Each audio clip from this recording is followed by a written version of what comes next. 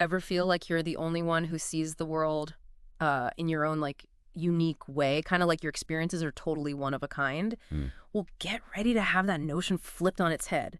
Because in this deep dive, we're exploring the world of NLP and the Enneagram. Oh, nice. And trust me, uncovering these hidden patterns in how we experience reality. Yeah. This is some seriously mind-blowing stuff. It's fascinating, isn't it? On the surface, like, our individual experiences, they feel so personal, right? Totally. But when you kind of like delve a little deeper, Yeah. you start to see these underlying structures, these patterns, these common threads that connect us all. And that's where NLP comes in. Okay, so let's break this down. NLP, Neuro-Linguistic Programming. Right. What exactly are we talking about here? Our source, Ericksonian Hypnosis and NLP by Thomas Condon, describes it as a way to actually rewire how we perceive and react to the world around us, almost like changing the structure of our experiences. Exactly. Yeah, it's based on this idea that if you change the structure of an experience, you change the experience itself. Okay. Think of it like this. Okay. Imagine you're watching a movie. Okay. The movie itself is the experience. But the editing, the music, the camera angles, that's the structure. I see where you're going. You change those elements. Yeah. You have a completely different movie, even with the same basic plot. Okay, I'm starting to get the picture. So it's not about changing like the content of our experiences, but rather tweaking the way those experiences are put together in our minds, right? You got it. Okay. And a big part of that tweaking has to do with understanding the role our senses play in shaping those experiences. Okay. That makes sense. Our senses are how we take in the world around us. But how does that tie into NLP specifically? So NLP breaks down our sensory experiences into three main channels: visual, auditory, and kinesthetic. Okay, so visual is what we see, auditory is what we hear. And kinesthetic refers to our feelings and emotions, the sensations we experience in our bodies, that gut feeling, that rush of excitement. Yeah. Those are all kinesthetic. So are you saying everyone has one dominant sense, like a favorite channel for experiencing the world? Precisely. Okay.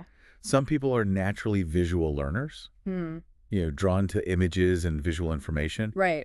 Others connect more strongly with sounds. Yeah. They might be the ones who always have music playing. Yeah. Or can remember conversations perfectly. And then there are those who lead with their feelings, who are highly attuned to their emotions and how their body feels. Okay. NLP helps you identify your dominant sense. And here's where it gets really interesting. Yeah. It provides tools to strengthen your other senses. Okay. For a richer, more well-rounded experience. Okay, I see where you're going with this. And honestly, it's pretty amazing stuff. Yeah. But if NLP is all about rewiring our perceptions and strengthening our senses, are there any downsides? Condon seemed to hint at some limitations in the material that you sent. That's a really important point. Yeah. And you're right. Condon does mention some limitations. Oh, okay. While NLP is incredibly practical and action-oriented, is fantastic for addressing specific issues, like phobias, by changing those underlying sensory structures we talked about.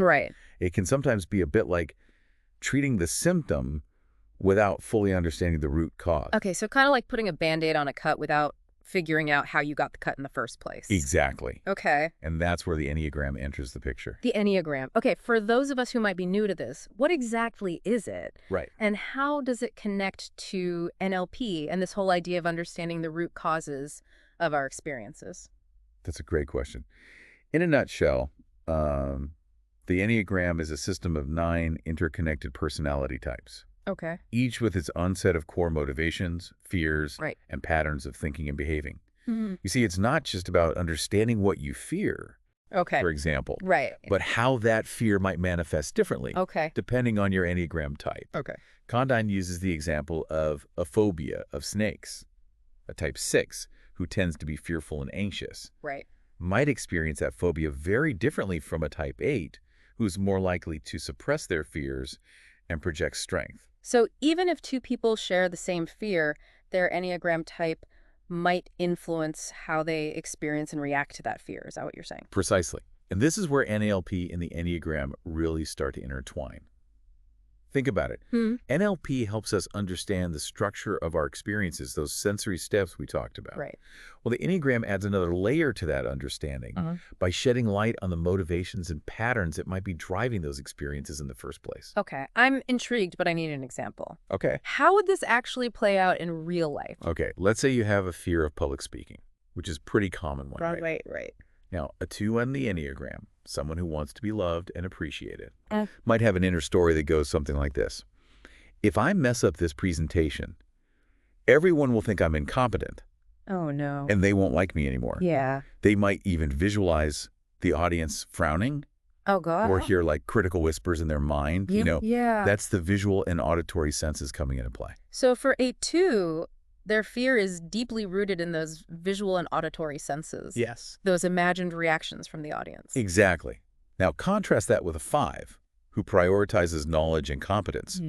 Your inner story might be more like, I haven't researched this topic thoroughly enough. What if I get asked a question I can't answer? I'll look foolish. Right. They might feel a knot of anxiety in their stomach or experience a sense of inadequacy, a more kinesthetic experience. So even though both types might be equally terrified of public speaking, their internal experience, those sensory steps are completely different because of their underlying motivations and fears. You've hit the nail on the head. Wow. And that's why this combination of NLP and the Enneagram is so powerful.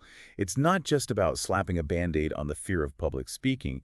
It's about understanding the specific fears and anxieties driving it for each individual and then addressing those root causes. Right. That makes so much sense. It's like we're not just these random bundles of thoughts and feelings anymore. Right. There's a structure, a pattern to our internal experience that we can actually start to decode and understand. And that's where it gets really interesting, you see. Condon goes on to suggest that NLP can help us understand those stories we tell ourselves, those inner monologues we all have running through our heads. Stories. You mean like our internal narratives? Precisely. Those often repetitive thoughts that can drive us crazy sometimes. Those narratives, those internal stories are often what keep us stuck in those patterns we were talking about. Right. And NLP, according to Condon, can help us break down these stories into their sensory components. Oh, yeah? Revealing the steps in how we create those often limiting experiences. Okay, I'm hooked. Give me an example. How does that actually work? How can we use NLP to break down these stories? Let's say you're someone who struggles with procrastination. We all do it to some extent, right? Right. But the underlying motivation for that procrastination can vary wildly, depending on your Enneagram type. You're telling me there are different flavors of procrastination. Absolutely. Okay. Imagine a 9 on the Enneagram, someone who values peace and harmony above all else. Okay. They might procrastinate on a conflict. Makes sense. Because they're terrified of disrupting the peace. Right. Their inner story might involve visualizing an angry confrontation or feeling a sense of dread in their chest. Again, those sensory components at work. So they're avoiding those unpleasant sensory experiences. Yes. Those imagined confrontations and feelings of dread by putting things off. Exactly. Now, on the other hand, a 3 who is driven by achievement and success might procrastinate on a personal project because they're terrified of failure. Their inner story might involve imagining themselves receiving criticism or feeling the sting of disappointment if they don't succeed. So even though both types are procrastinating, their internal experiences and motivations are completely different because of their Enneagram type. Right. That's fascinating. Precisely. And this is where the true power of combining NLP and the Enneagram comes into play. It allows us to move beyond just treating the symptom. In this case, procrastination, and start to understand those deeper roots, those internal stories and motivations that are driving our behaviors and reactions. I'm starting to see how understanding these patterns could be incredibly freeing. It's like having a new lens through which we can view our thoughts, feelings, and behaviors. Absolutely. It's about recognizing that we're not just reacting to the world around us, but also to these internal landscapes shaped by our Enneagram type and those sensory experiences. It's like we're not just these like random bundles of thoughts and feelings anymore. Right. There's a structure, a pattern to our internal experience that we can actually start to decode and understand. And that structure, those patterns, they're incredibly revealing. Yeah. They hold the key to understanding like why we do the things we do. Right. React the way we react and even make the choices we make. But that kind of begs the question. Yeah. If our experiences are so structured, so patterned, where does free will come in? There's the million-dollar question. And it's one that Condon doesn't shy away from. Right. He suggests that this combination of NLP and the Enneagram, it presents us with a bit of a paradox. On the one hand, by understanding these patterns, we gain a tremendous amount of freedom. Freedom. How so? I mean, if anything, it sounds kind of limiting at first glance. Like, we're stuck in these patterns defined by our Enneagram type. That's a common misconception. Yeah. But think about it this way. Once you understand the structure of your experience, the sensory steps in your stories, the underlying motivations driving your behavior, you can start to make conscious choices about them. You can choose to rewire those patterns, shift your perspective, rewrite those stories. So it's not about being stuck in these patterns. It's about having the awareness to choose differently. Exactly. But, and here's the paradox, that awareness itself might lead you to question the very nature of free will. If our reactions and choices are so deeply influenced by these patterns, these unconscious structures, are we truly making choices freely, or are we just playing out these pre-programmed scripts? Whoa, that is a total mind bender. So what's the answer? Are we just robots running on pre-programmed Enneagram software? That's the question Condon leaves us with. And it's one worth pondering. Perhaps the answer isn't so black and white. Maybe it's not about having, like, complete unadulterated free will. But about expanding the degrees of freedom we have within those patterns. I like that. It's like we can't necessarily change the hardware of our Enneagram type. But we can upgrade the software, become more aware of our programming, and choose how we want to run those programs. That's a great way to put it. And that's the beauty of this whole exploration. NLP and the Enneagram, they aren't about putting us in boxes. They're about giving us the keys to unlock those boxes from the inside out. Imagine understanding your own personal patterns. And having the tools to navigate them consciously. That's true empowerment. Absolutely. It's about recognizing that we have more agency than we might realize.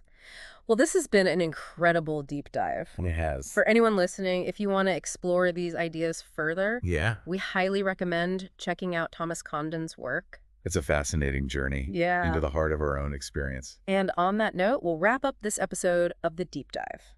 Thanks for joining us as we plumbed the depths of NLP and the Enneagram. Until next time, keep exploring those inner landscapes